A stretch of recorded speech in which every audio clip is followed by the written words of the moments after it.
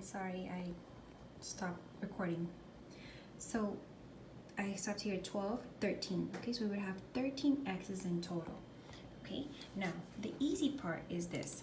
We're gonna take our total number, or sum actually, and simply write it as a fraction like we did in chapter 8 in one of the lessons. Okay, the sum is going to be your numerator, and then we're going to divide that by 13. I think we did this in lesson 8.3 or 8.4, where we just wrote the fraction, because remember that this fraction symbol also means division. So we learned that we could write fractions as division sentences as well when they're whole numbers. Okay, so 6 will be divided into 13, and we don't actually have to do the math because this right here is your average. Okay, so this would be our average,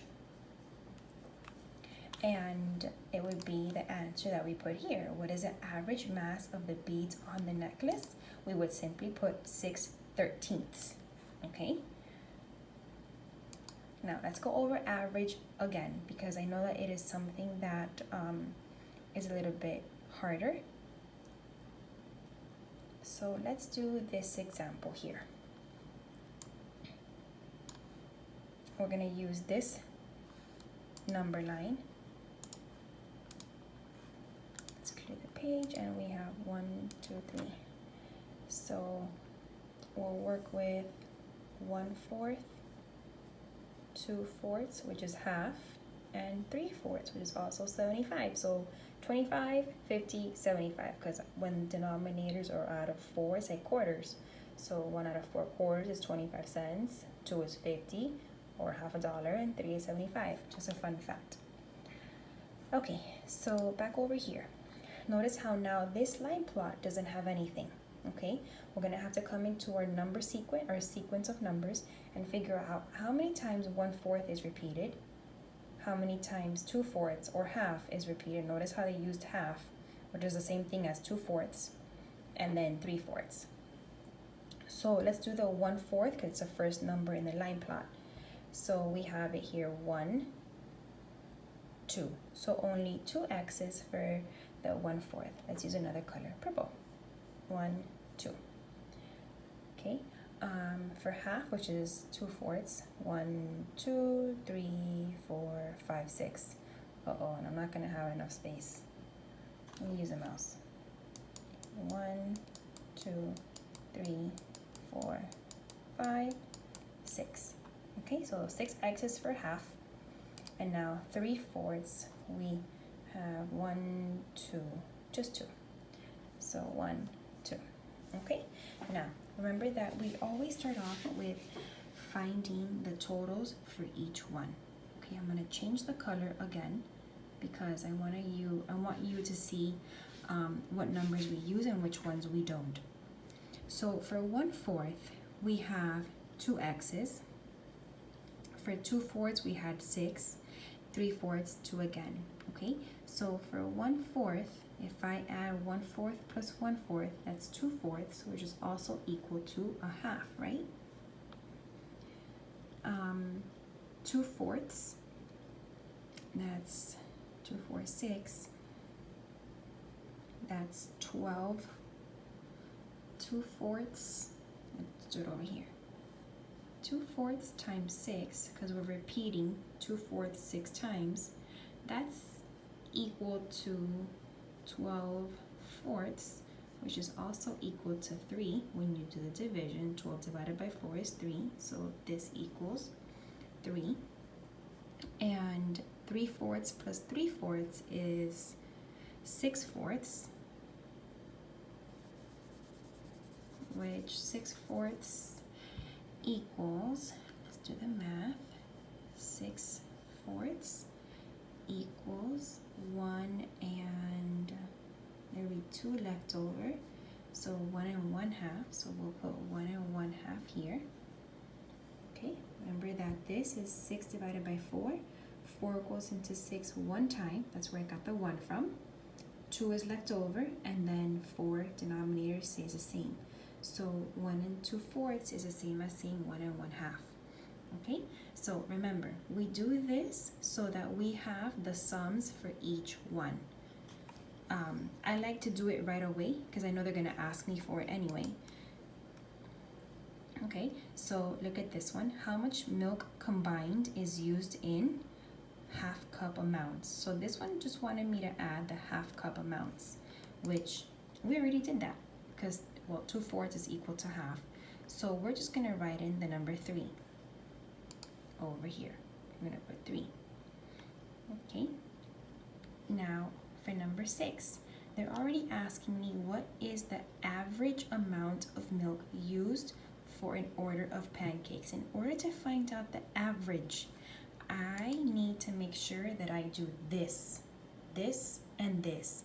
I cannot add 3/4 plus 2/4 plus 1/4 because you're doing it wrong. These x's are there for a reason. You didn't plot them for nothing. Okay, remember that each one of these x's is worth whatever the fraction on the bottom is. So each one, that word each, we multiply, or you do repeated addition, which is multiplication. Okay, so each x has a value, so we do have to add them. That's where this 3 came from. That's where the half came from. That's where the 1 1/2 came from adding these x's for each value. Okay, now once you have these numbers here, now I can find the average. But before I find the average, remember that what we did in the problem before, we have to add them. Half plus 3 plus 1 1/2. Okay, now let's work smarter, not harder. Let's add up 1 1/2 and half first. Why? Well, because number 1, they have fractions, and number 2, they have the same denominator. So we put those together first so that we get a number that's easy to work with. Okay, so 1 1/2 plus half, well, let's use common sense. Half plus half is 1, plus that 1 is going to be 2, right? 2 plus that guy, 3, equals 5. So 5 is the sum of everything, okay? But to put this in average, remember we have to count how many x's we have in total and turn it into a fraction, okay? So 5 is your numerator. Now we have to find our denominator. Whenever you have the word average, usually you're going to have a fraction, unless it's an improper fraction, but I doubt that happens in this chapter. So you're going to have fractions for sure. So that's 2 plus 6 is 8 plus 2 is 10. Okay, so 10 x's in total.